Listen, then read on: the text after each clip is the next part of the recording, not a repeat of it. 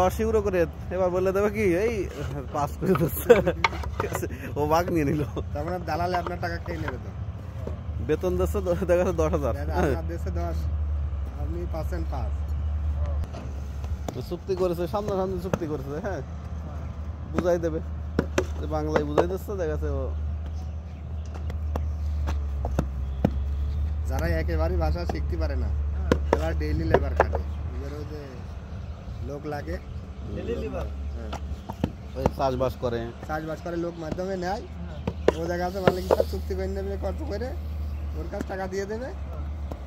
এখন আপনার দেখা যাচ্ছে মাথার পর তো মেরে খাচ্ছে। ওই যে আপনার আফগানিস্তান থেকে অনেক ইয়ে আছে, বন্দি আছে না, আফগানিস্তান, ইরাক, এইসব জায়গার থেকে কিন্তু গুয়ান্তানামো বেতে আমেরিকার, মানে আমেরিকার যে কারা কিউবার ভিতরে, তো ওইখানে অনেক লোক আছে যারা নিজেরাও জানে না কি জন্য জেল কাটতেছে। তবে আপনি মনে হয় একটু ওয়েট করলে পারে, বললাম যে নতুন একটা কথাবার্তা চলছে ইউরোপ কান্ট্রিতে, মানে এই সরকার বৈধভাবে লোক বিয়ার দিয়ে পাচ্ছে। বৈধভাবে মানে সেদিনকে দেখলাম যে ডক্টর ইউনূস একটা ভাষণ দিল যে ইউরোপ কান্ট্রিতে আমরা ওইভাবে চোরাই পথে না, বৈধ পথে লোক পাঠাবো। মানে নতুন বছরে হয়তো আস্তে আস্তে সিস্টেম চালু করবে। তাদের আলোচনার ব্যাপার, সেই আলোচনার ব্যাপার তো দুই দেশের সাথে কথাবার্তা হয়েছে মোটামুটি।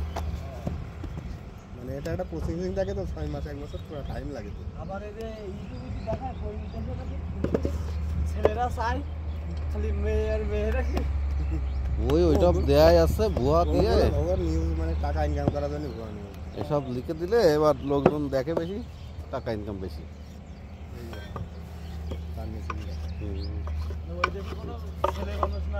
ওগুলো মিথ্যে কথা।